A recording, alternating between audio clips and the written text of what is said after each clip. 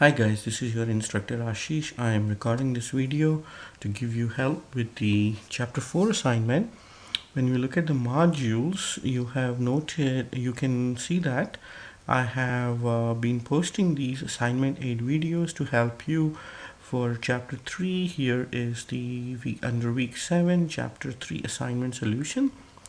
When you look at chapter 9, we have chapter 4 week 9. You will notice that the chapter 4 assignment is part of week 9. When you click on this, you will notice that the assignments you need to do are the exercise 3 and 5 from the back of chapter 4 on page 255 and 257. When we look at the code or the details for these assignments, exercise 3 on page 255 is to write a program that prompts the user to enter an input between 0 and 35. If the number is less than or equal to 9, the program should output the number as it is. Otherwise, it should output A for 10, B for 11, C for 12, and until Z for 35. Hint, we need to use the static underscore cast char the function to convert a number to a character for numbers that are greater than 10. So we can use it to display the alphabets. We will write the code to do so. We will find the Visual Studio software and start the job. So let's go to the start button. We'll go to Microsoft Visual Studio and open the Visual Studio that you have. If you're using Eclipse or CodeLight, you may just create a new .cpp file that we need. To begin the job, we will say I want to create a new project. So we will go to File,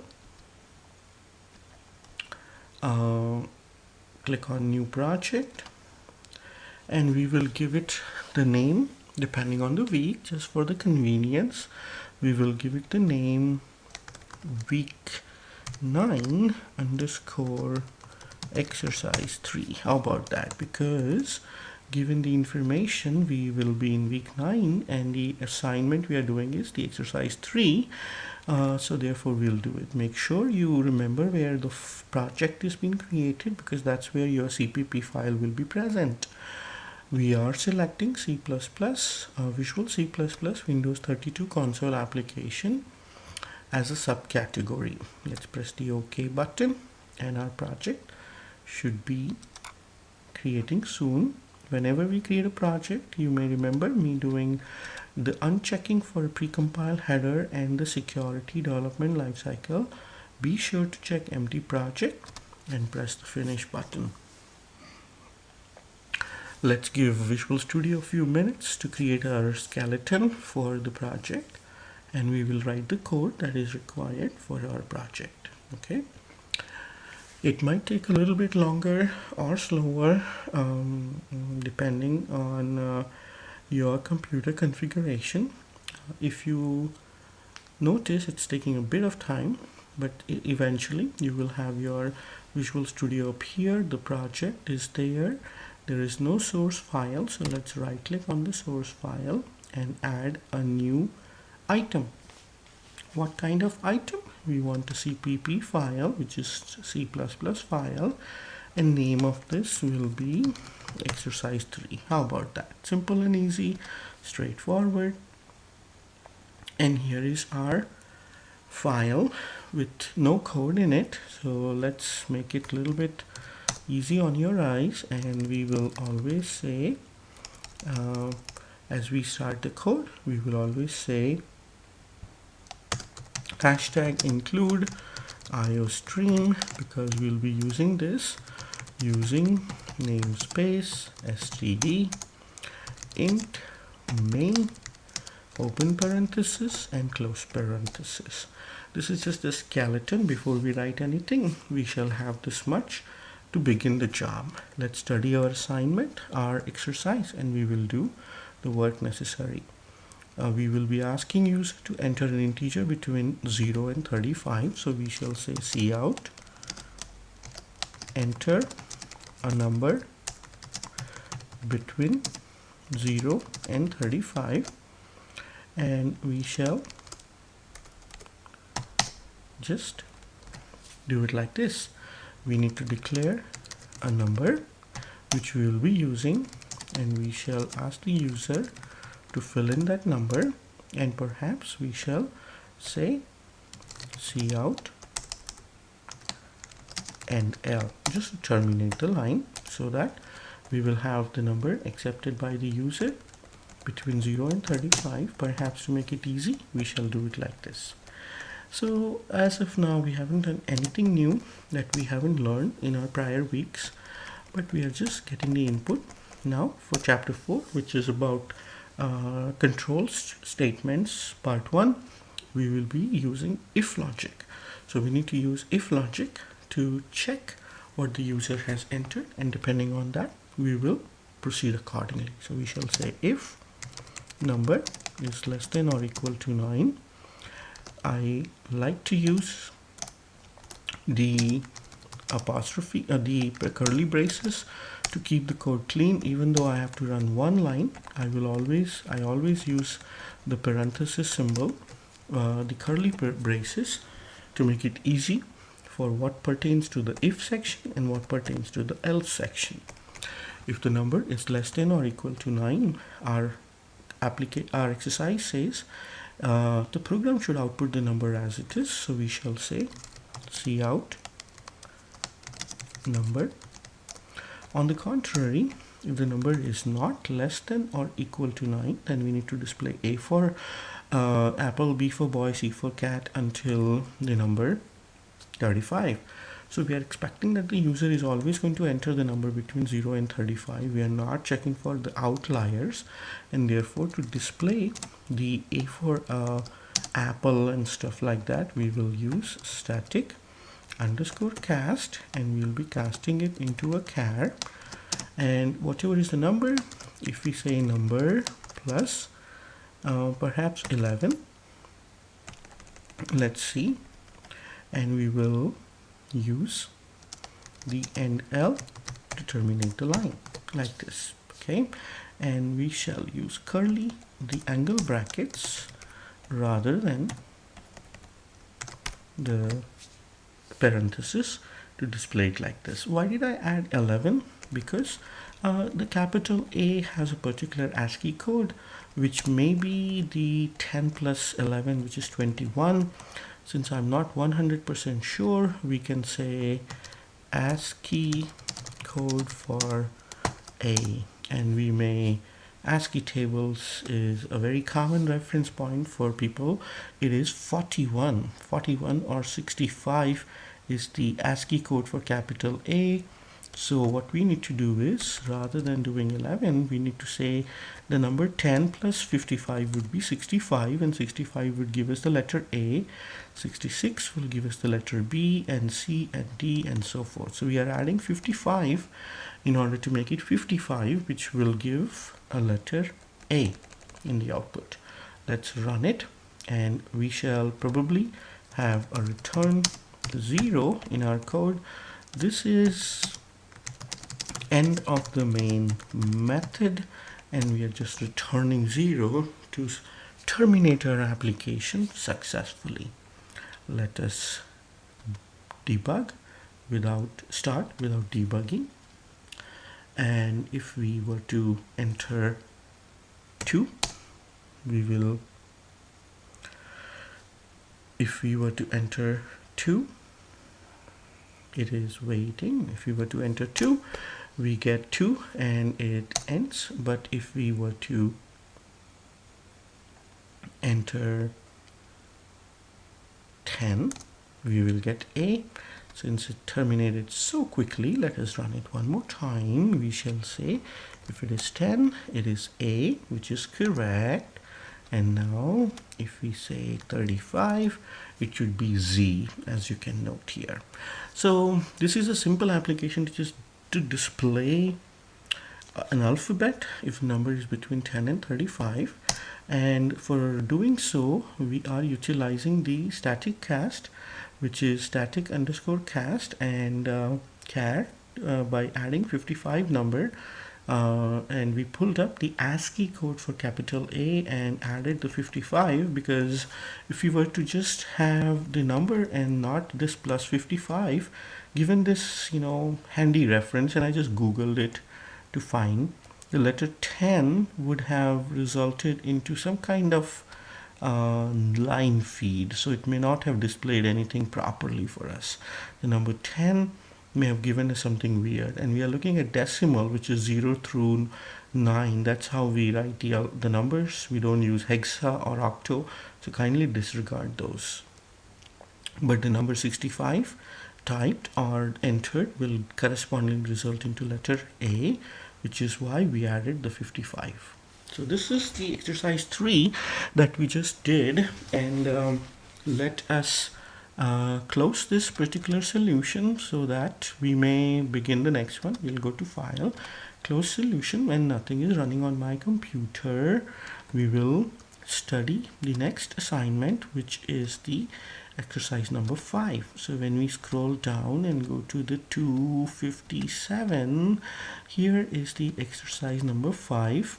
In a right triangle, the square of the length of one side is equal to the sum of the squares of the length of the other two sides.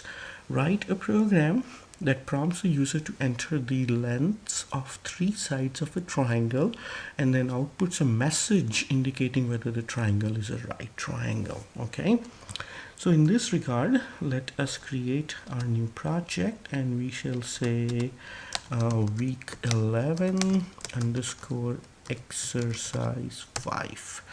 We shall press the OK button to go forward. As always, we want to have an empty project and finish the project setup. We'll create a new source file, and we will call this file exercise number 5. This is the exercise 5. It has no code, and let us make it easy on your eyes. So we will always start with hashtag include IOStream. We will use using namespace std int main and curly brace open, curly brace close. So the idea is to find if the triangle is a right triangle or not. What we should do is we should declare 3 variables with side 1, 2 and 3 using integer as a assumption, because the code doesn't say about being the double or integer. So we are just saying all 3 sides are whole numbers, and we will say please enter the dimensions for the 3 sides of the triangle. How about that? And we shall end it with a semicolon. We will say cin side 1, side 2 and side 3. We are requesting the user to enter the sides 1, 2 and 3. And once again, I want to emphasize we haven't done anything different until this point. However, in order to find out if it is a right triangle or not, we will have to utilize the control structure, adding some control in the execution of our code. So we shall do if, with an open parenthesis, we would like to know if the square of one of these 3 sides is equal to the sum of the square of the other 2 sides. So to do so, we will state like this: side 1 into side 1 is equal to side 2 into side 2 plus side 3 into side 3. If there are 2 open parentheses, so there should be 2 close parentheses, or if side 2 multiplied by side 2 is equal to side 1 multiplied by side 1 plus side 3 multiplied by side 3, if this happens, or it happens to be that the side 3 is the hypothesis, is the side which is equal to the sum of the product of the other two sides, then we shall write it as follows. And here we have, if any of these conditions are met, then we will have a right triangle, else we will have a not right triangle. So we shall say this is a right triangle, because by definition in right triangle the sum of square of two sides is equal to the square of the third side. And if this is not the case, then we will say this is not a right triangle. And here we have, this is end of the else segment. Perhaps if you want to, you may say end of the if segment, and subsequently in the very bottom the curly brace that we got, this is end of the main method. So here is our code which asks the user to enter 3 side dimensions, and we check if the side 1 is the square of side 1 is equal to the sum of square of side 2 and 3, or 2 is the equal to side 1 and 3, or 3 is equal to side 1 and 2. Let us debug it without start without debugging, and if we say the sides are 1 space 2 space 3 and enter, this is not a right triangle, because when we were to apply the logic, neither of the 3 side squares will equate to the squares of the other 2 sides. So this is the code for our second assignment for this week, or week 11, the exercise number 5 for chapter number 4, which talks about using the if logic. In this we have a compound if logic. We are using OR symbol, which is 2 pipe operators. By utilizing proper sequence of parentheses, we are able to check for 3 conditions one after another, and if any of the 3 conditions is true, we display this is a right triangle. Otherwise we display this is not a right triangle. Apologies for my spelling mistake, but more or less this is the code that we need to write, that you need to write for this assignment. Along with this exercise 5.cpp, please also submit the exercise 3.cpp file for the chapter 4 assignment on Canvas. When you log in, you will see assignment age show up under week 9. I apologize if I used the week 11, which was incorrect on my part. This is for week 9 that I have done, and the project I created in Visual Studio happens to use the word week 11, so do not use week 11 just for consistency, but use week 9.